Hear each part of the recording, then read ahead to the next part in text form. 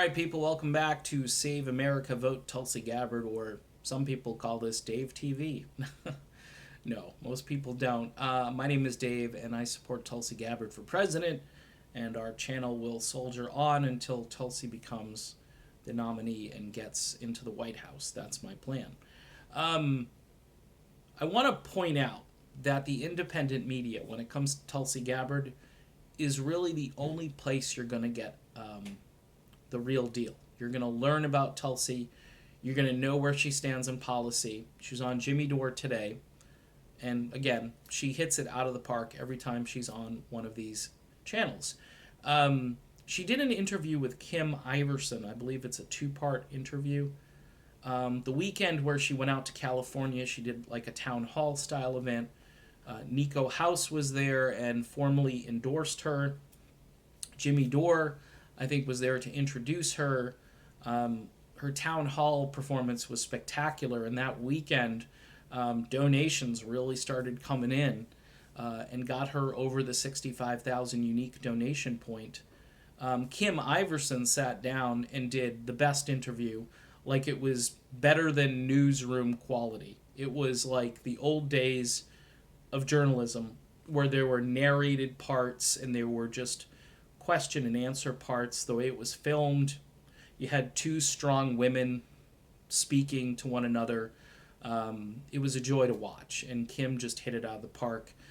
Kim does have a background in media, I believe in radio broadcasting, and it really, I mean, she's a pro. You can tell. I had a little experience for a few years from college up until, I don't know, maybe 5-6 years after I got out of college. I did some radio broadcasting, but it was in a small market, and I had a voice for I don't know, it wasn't a voice for radio.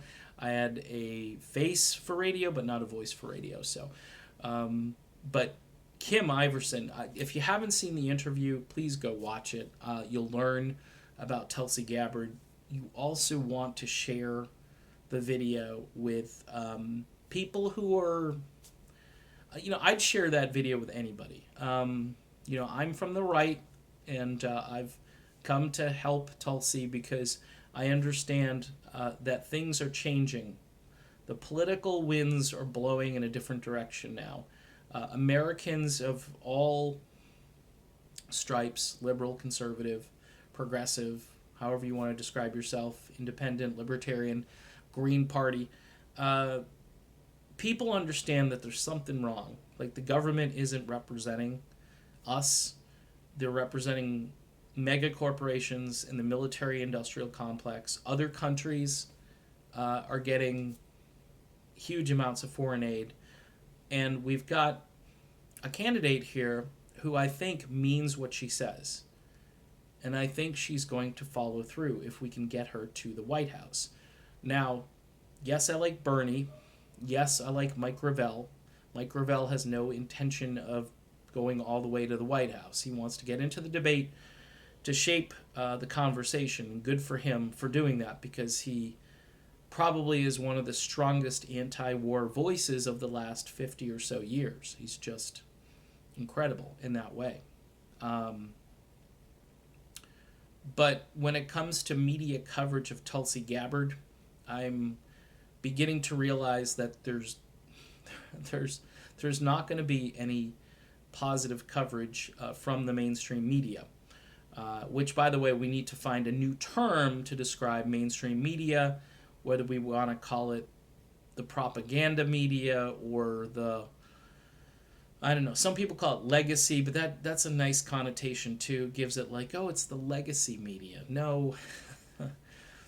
Corporate media. I mean, there are plenty of terms, but I want to get more derogatory than that. I want people to kind of like wake up that we're no longer just being spoon-fed information that might hurt us. It's kind of like really nasty chemicals in our information now, and it's hurting us as a population because we're not getting the truth.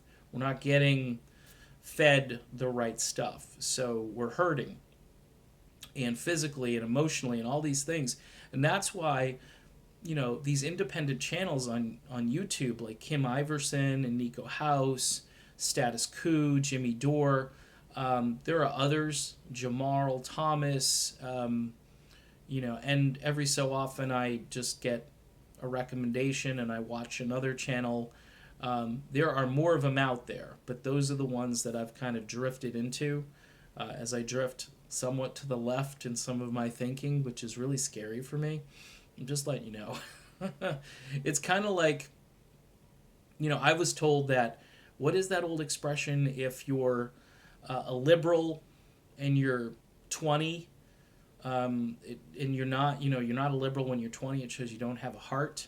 If you're not conservative by the time you're 30, it shows you don't have a brain. Well, that stuff is just, it doesn't make any sense in today's climate, because really what it is now is, if you're not paying attention, you won't see that there are people in high places using you as a pawn, basically, and really doing it for their own personal gain. And that's where I am now. I don't know all the details. I can't tell you history the way some people get up and start talking about history and where we've been. That's why I bought the Thomas Frank book. That's why I bought a Max Blumenthal book. I'm going to be reading and digesting. I've already read a good chunk of Listen Liberal. And it's fascinating because it talks about how the Democratic Party just gave up on the working class and went to court votes from elite college graduates and so forth. And nowadays, being an elite college graduate means nothing, in the sense that you'll be strapped with a giant debt that you probably can't pay, and the possibility of a job that you won't actually get. And this elite behavior, really, the Republicans get this rap that they're just for, corporations and so forth. And now you got two parties. They're just, the Democrats just kind of pick and choose their friends in a different way. They've got a different set of friends. And that's why Trump was able to go kind of end around everybody and say, oh, working class, you guys, I care about you. But in hindsight, Donald Trump is just a guy who's really a placeholder right now. He has no hold on this White House. That's the way I see it from my standpoint of being a former Trump guy.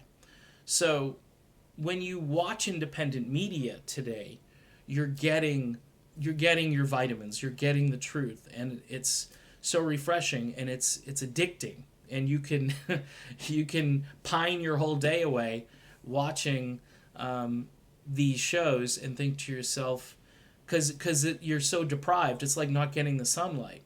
And the way Kim Iverson presented Tulsi Gabbard was just, again, I can't give her enough kudos and praise for what she did for not only Tulsi, but for what I call the sensible, smart progressives that are out there who aren't into identity politics, who aren't into race baiting, who aren't into being phobic or worrying about who's phobic about who.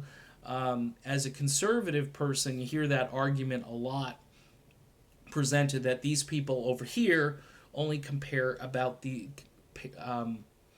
only care about the wedge issues that divide us so much. But yet I've found a bunch of progressives that seem to care about big ticket issues. And yeah, they care about those other issues, but they're kind of secondary, because they see the urgency of the economic issues that we're facing, and other issues that they care about: climate change, prison reform, the war on drugs, which I've been saying when I was very libertarian. I was saying I don't think this is working, because we're putting more and more people in jail for nonviolent crimes, and these criminals, these real criminals, are committing violent crimes, are getting out faster. Tulsi Gabbard actually has a testimony about that. It's just nuts. So again, kudos to Kim Iverson. If you haven't seen the video, please go watch her interview with Tulsi Gabbard. It's a major home run, and it really puts her in a league with these so-called, MSNBCs and the CNNs that just they don't really care about journalism. And yeah, is Kim favorable to Tulsi? Sure, but we know that from the get-go. Whereas TYT was somewhat not as friendly to Tulsi and has a bigger audience, but Kim is picking up. Look, Jimmy Dore, my prediction is Jimmy Dore someday will pass TYT. I truly believe that. And Kim Iverson has the potential to do a lot of damage as well and get up there with subscribers. And there are a number of other independent channels that will grow because people are hungry for this information and they don't trust. They don't trust. I don't trust the politics that I used to cling to. I don't trust it anymore because it doesn't do anything. It just keeps the tribalism going. So whether you're on the left or the right, look at who you're following and try to discern whether it's tribal or whether those people actually have ideas, and are they more interested in just throwing stones at the competition, or are they really interested in fixing problems and connecting with Americans that are hurting? That's what you got to ask. So, all right, that's my video. I'm done. Good job, Kim Iverson. Talk to you soon, everybody.